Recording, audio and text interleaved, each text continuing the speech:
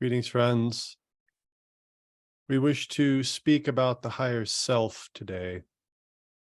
The higher self provides you with information by which you can evaluate choices that you are making in the physical body. Choices that may seem limited, but actually are quite unlimited from the perspective of the higher self. Most of the choices that you face day to day, even the mundane ones, are conditioned by the societies in which you live, by the programming that you have experienced in your life to date. Programming includes beliefs that you were given by well-intentioned people in your lives, your parents, your teachers, your ministers or rabbis, your peers, and very importantly, in modern society, the media, which includes entertainment and what is presented as vital information, the news, and social media in this modern age. As we have said, the influences of this programming, and we want you to see it that way, causes you to see very often a limited set of options. Or to put it more directly, you are not aware of the broader set of options before you in every moment, at every choice, whether large or small. And the higher self, if you allow it to come through and speak to you, can provide you with more options than society would have you believe is available. For example, if you are faced with the decision to forgive somebody or not, and you may not see it as a decision, but it always is, and that's something that we've spoken of recently. Forgiveness is a choice, and it can be an easy choice. It can be as easy as deciding what to wear in the morning or what to eat. Deciding to forgive someone can be as easy as those choices, but you have made it difficult. You, meaning humanity, have made it difficult through patterns of behavior and beliefs about those behaviors that are passed down from generation to generation based on experience and observation, which then becomes this sort of self-reinforcing system. People have decided that it's difficult to forgive. Forgiveness is hard. Forgiveness is a process. Forgiveness takes time. And that is your experience, and that is your belief, and therefore it is your experience, and therefore it is your belief. It is a self-reinforcing cycle. Academics will study forgiveness, psychologists in both clinical and academic settings, and they will study forgiveness and they will say, there are stages, there are steps, there's a process to it. And what that is observing how humans behave based on programming, based on beliefs you have adopted from others who adopted them from others, who adopted them from others, that it is difficult to forgive. And it is not. That is not to dishonor anyone's pain that they may experience, or sadness, or grief, or a sense of betrayal, or whatever it is that you are trying to forgive. These emotions are real. They are something that you experience in the human body, and that is intentionally part of the human experience. but you don't have to cling to them. You can experience sadness and say, I'm experiencing sadness. I'm experiencing sadness because of this thing that happened, and that person was involved. Now, you could take it further and say, that person hurt me, or I am suffering at the hands of that person. Therefore, I choose not to forgive, or therefore it will be a lengthy process to forgive them. I might forgive them in time, or I might forgive them if they do thus and so, or I might forgive them if they offer me an apology.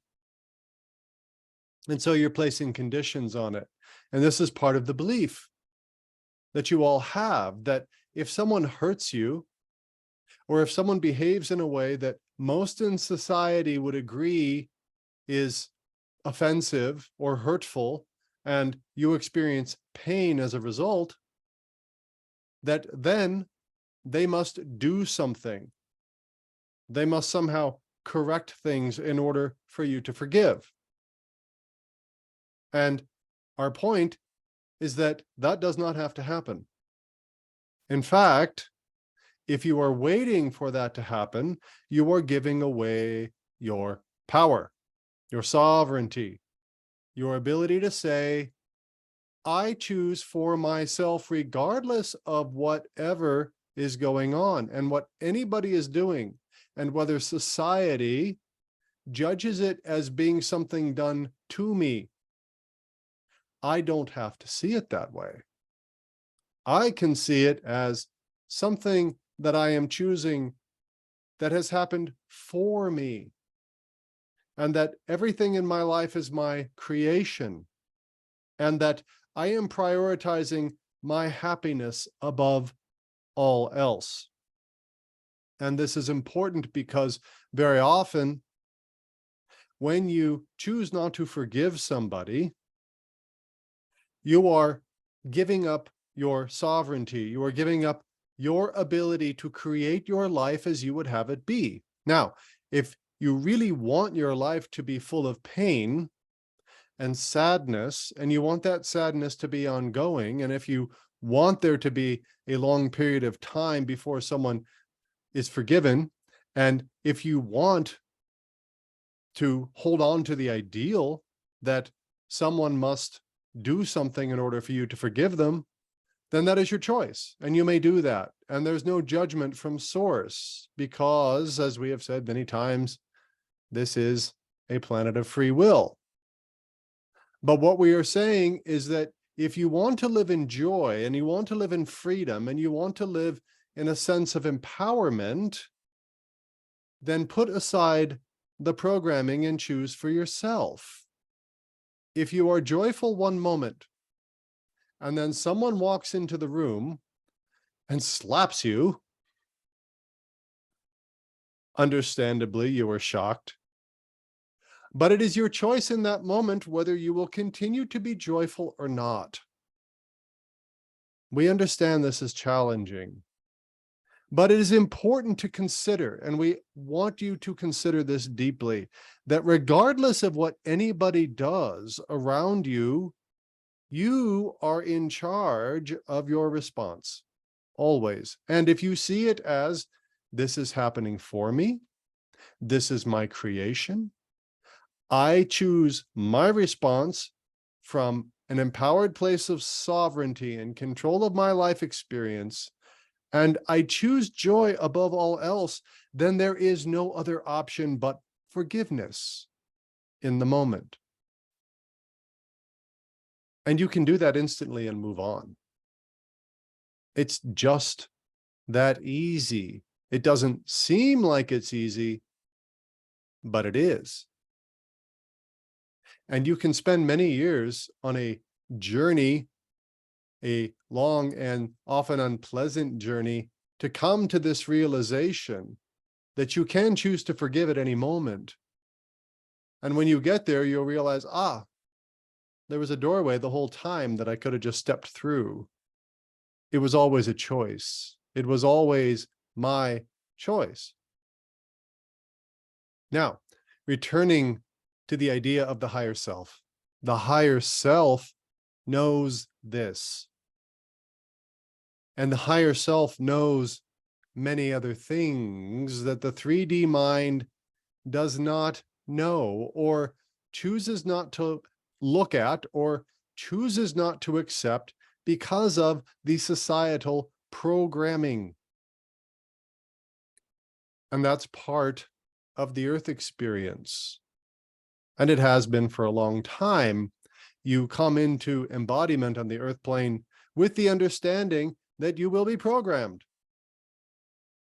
And that will be challenging. And that will define what you see as your option set. But now is the time that humanity is awakening. And what does that mean? It means breaking down the barriers between your 3D mind and your higher mind, the perspective that the higher self has, the perspective of all that is. And it's more of a dissolving of those barriers. They're becoming thinner and thinner. And so the guidance of the higher self is more available to you than it's ever been. And if you will choose to start picking away at that programming, challenging yourself in the moment that something happens in which you might choose to react by the default programming that you were given.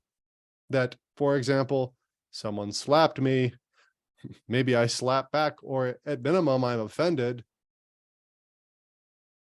And I hold a grudge until they apologize, and I stew on it for days and weeks, and I tell other people about it, and we all agree that it was terrible. Well, yes, it's not good behavior, but it's your choice whether you carry it forward. It's your choice whether you forgive in the moment and move on by saying, this happened because I create all of my life experience. I may not know exactly how.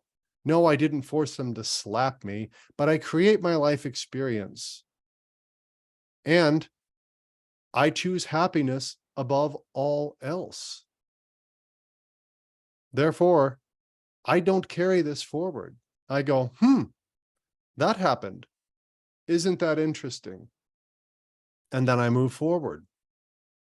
It can be done. And if you start picking away at those beliefs, that programming that says, no, you have to do it this way, this is how humans act, what happens is you discover aspects of human nature that have been dormant.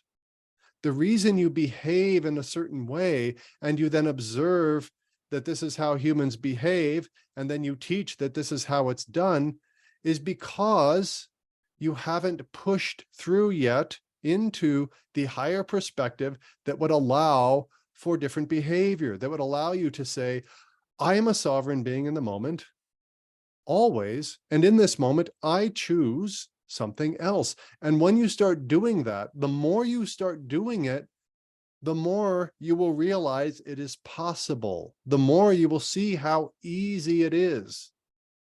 And the more you will say, gosh, why didn't we all do this sooner? But keep in mind at the moment that it is possible. And our challenge to you is to practice. Start challenging yourself before you react to anything in your world, anything, whether it's happening to you directly, whether it's something that you observe in the media, for example, or just happening on the street. Before you react to any of it, pause and go, that is happening. I am a sovereign being. I am at choice. I want to choose happiness always. I want to own my personal power always. What is it that I choose in this moment? And then challenge yourself to choose joy and forgiveness and compassion and understanding. The more you do this, the easier it will get. And if you find yourself struggling with it, if you find yourself wrestling with the programming, I want to choose compassion, I want to choose forgiveness, but if I let them get away with it, they'll do it again. And these things that society will tell you, and justice must be served. Ask yourself, would my higher self agree with that point of view? And let us qualify. The higher self is connected always with all that is. It knows it is never separate. You also are connected with all that is, your 3D self, and you are never separate, but you don't know that. And that's the game. Your higher self is always one with the mind of God. What would the mind of God choose? And we remind you of your teachers, the masters who have walked this planet, who had already dissolved the barrier between their 3D self and their higher self, and so who were always connected with the perspective of all that is. And what did they say? Well, if someone strikes you on the cheek, offer them your other cheek. That is forgiveness in the moment. That is instant forgiveness, instant compassion, born of the higher perspective that I am a sovereign being, I am one with all that is, I choose joy. Nobody can hurt me. So ask yourself, would my higher self agree with this? And if that's too difficult a concept, ask yourself, would God agree with this response? Or does God know something bigger, something more expansive, something that is not fearful, that is based in love? Ponder this, but more important, practice it, and you will have ample opportunity. And we wish you blessings on your journey.